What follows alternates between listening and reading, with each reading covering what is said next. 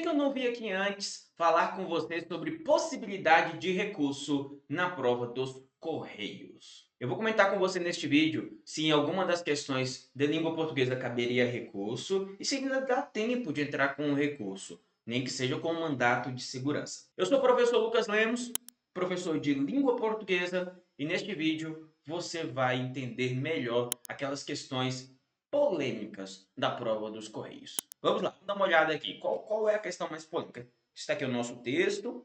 E essa questão número 2 aqui foi uma questão que gerou muita dúvida em alguns candidatos, né? Porque ele cobra o tipo do texto. Vamos dar uma lida no texto rapidinho aqui, ó. O texto é Amor com cabeça de 8.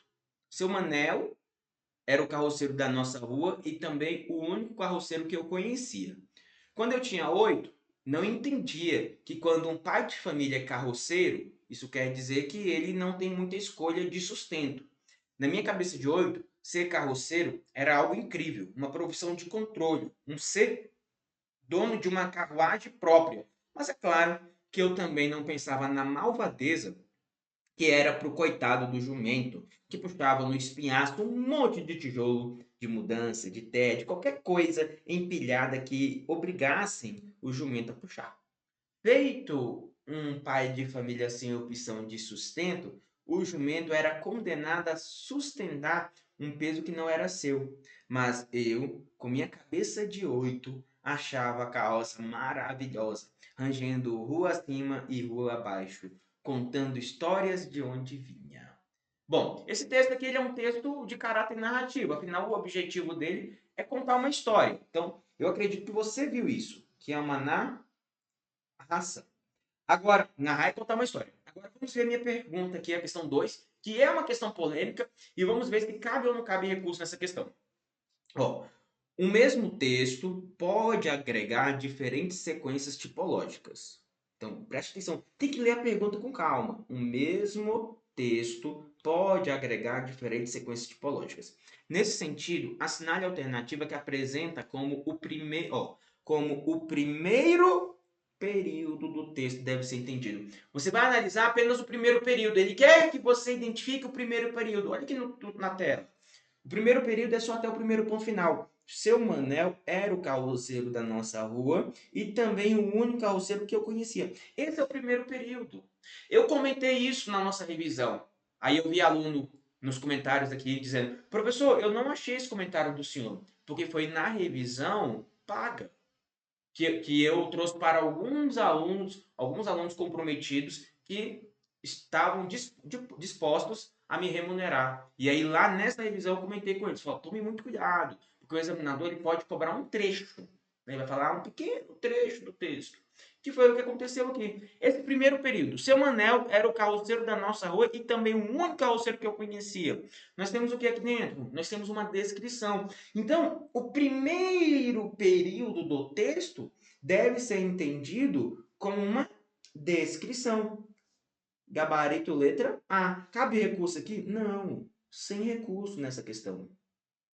Sem recurso. Nada de recurso.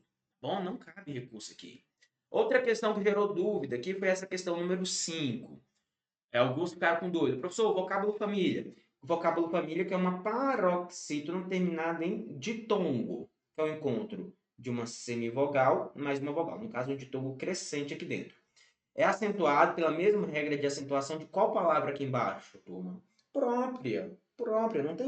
Não tem recurso aqui também. Ó, própria é uma paroxítona, assim como família, terminada em ditongo. Qual é o problema? O problema é a letra D. Ah, professor, mas e a letra D? Letra D também é uma paroxítona. Incrível! É uma paroxítona. Sim, mas ela é terminada em L de Lucas. Então não cabe recurso. É acentuado pelo mesmo motivo de família? Família. Paroxítona terminada em ditongo. A palavra própria, que é uma paroxítona terminada em ditongo. Acabou. Gabarito letra C. Sem recurso também. Não cabe recurso aqui, ó. Sem recurso. Tá bom? Sem recurso aqui dentro. E a questão número 14, que é uma outra que eu vi aí gerar muita dúvida. O texto é, ó, eu também não pensava na malvadeza. O termo preposicionado, que é esse aqui, ó, na malvadeza, é o quê? Né? O que, que ele faz aqui? Ó? Olhe para o verbo. Quem é que pensava? Eu. Eu não pensava. Quem pensa tem que saber regência. Quem pensa, pensa em algo. Ah, professor, mas eu penso. Eu penso. O verbo aí é um verbo intransitivo. Se eu digo eu penso, né? Eu penso, logo existo. Tudo bem, verbo intransitivo. Mas nesse texto você pensa em alguma coisa. Ó, pensava em que, tá? Eu também não pensava em que. O verbo pensar aqui é um verbo transitivo indireto. Na malvadeza é objeto indireto. Então, letra A é a resposta. Ó. Complementa um verbo transitivo. Um caso transitivo indireto. Sem recurso aqui, turma. Ou seja, vamos lá. Pensando em língua portuguesa, não há nenhuma questão com possibilidade de recurso. Você pode olhar as outras questões, também não cabem recurso.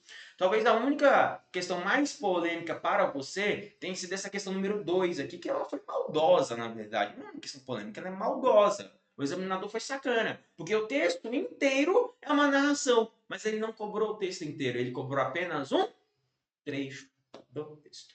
Tá bom? Espero que eu tenha te ajudado aqui mais uma vez. Continue nos acompanhando. Se você não é inscrito ainda no canal, eu peço que se inscreva, deixe uma curtida aqui no vídeo e também, se puder, fazer um comentário aqui embaixo, ajuda demais, tá bom? Muito obrigado, fique com Deus. Um abraço do Lucas Lemos. Ponto pro.